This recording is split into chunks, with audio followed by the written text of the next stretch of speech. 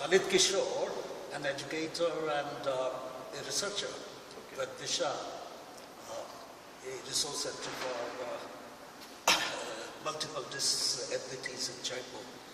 Today we have with us Professor Sanjay Ranade, who is head of the Department of Communication and Journalism at Mumbai University. And he is working on an area called Indian communication theory. Let's know from him what in fact a communication theory is. See, there are several elements in communication which need defining. There are a lot of ambiguities in the communication area. And as we look at the Indian or the Asian communication, we begin to see that there are some very peculiar aspects to this communication. So it could be a gesture, it could be simple gestures which are very different from the rest of the world. And not only is it different from the rest of the world, you also find different gestures being used within a geographical area, like India, because it is such a huge geographical area. So what is probably a positive gesture in Jaipur could be a completely negative gesture in Tamil Nadu. So what we have found is that there are a lot of work to do in terms of understanding communication within the Indian context.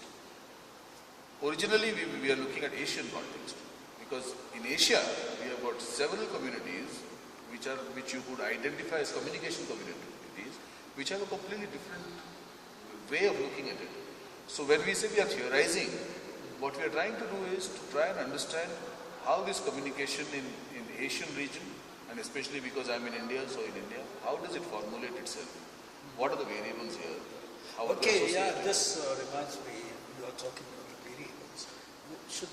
Will you be able to tell us what are those 5 features of Indian communication theory which distinguish it, the so-called Western or larger theory? First thing which you can immediately see is orality. And this is a defining feature of Indian communication design, that there is an emphasis on the oral and the oral. What you hear and what you listen, what you say, has a validity of its own. Unlike the literate West, which constantly keeps writing things down. So this emphasis on the oral and the oral is a very important aspect of Asian and especially Indian design. This is one. And the second aspect is that throughout our performative space, all communication is a performance. So that circular model or the 2-step model doesn't operate in our world. Okay. It just doesn't operate in our world. Of course, the Western or the American, I don't call it Western because to our West is Africa. They are Euro-American models. The Euro-American models are looking at industrialized worlds. Okay. They are looking at militarized worlds. We are not looking at militarized worlds either, or we are not looking at industrialized worlds. We are looking at human worlds. And in those human worlds, our theatre has always been a circular identity. So for us, exit or entry in a performative space is not a real thing. We are constantly entering or exiting from a performative space. This is the third one. So we look at communication design in its orality. We do not look at it in 2-step flows or 1-step flow because we are not industrialized. We look at it from a circular point of view, from all around it. The fourth is that we have got a very, very high sensitivity to sound. So we are very phonetically rich people. Okay. The sheer number of dialects within each language structure are so many.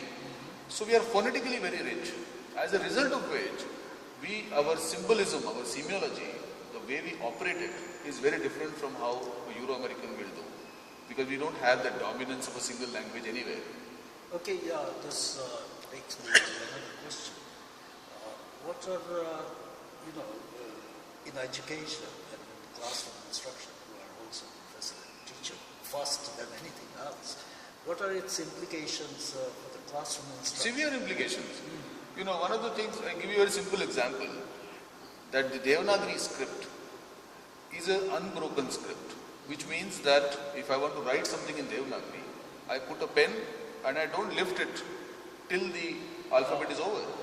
Okay. We don't lift the pen. till the alphabet is completely over. But in the Roman script, we break it down into slashes and circles and curves. And because of our colonial hangover, we are teaching the Devanagari script in the patterns of the Roman script. So our children cannot write any longer. Simply because we are calligraphic. We are pictorial, which is not the case with the Roman script. So we need to understand that we design things in single motions. So there are two elements here which in our communication design are very, very, very dear to us. One is continuity. We are constantly looking at continuing a tradition or continuing some kind of a format. And the other is a very high sense of adaptability. Okay. Yeah, this is regarding the written communication you're talking about. You have already talked about orality and orality. A classroom teacher, he has got to speak a lot. Yes. And how some of the elements of your theory can be brought into when the teacher is telling in the classroom. Because in Indian context, telling has got equated with teaching. Yes. Yeah. So, regarding this speaking, there is something we call this spoken word art. How Indian spoken word art gets into your theory? What happens is that Indian oral and oral designs are in a performative space. So the teacher is not merely somebody who is giving a discourse. The teacher is a performer. Okay. And everything in our world has a performative element. So you perform history, you perform mathematics, you perform science. You will find that whenever you find a teacher who performs these things, the students connect. But when they teach from that formal Euro-American style of chalkboard and Okay. students have a difficulty connecting with it. And as you go into rural parts of my world, you will find that teachers need to be performative. Okay. Because the students are coming from a very highly designed performative environment. Oh, thank you very much, Professor Ranade. It has been a very illuminating kind of interview and conversation with you. Hopefully, I'll be able to find some implications and put them into action for classroom instruction. Thank you very much.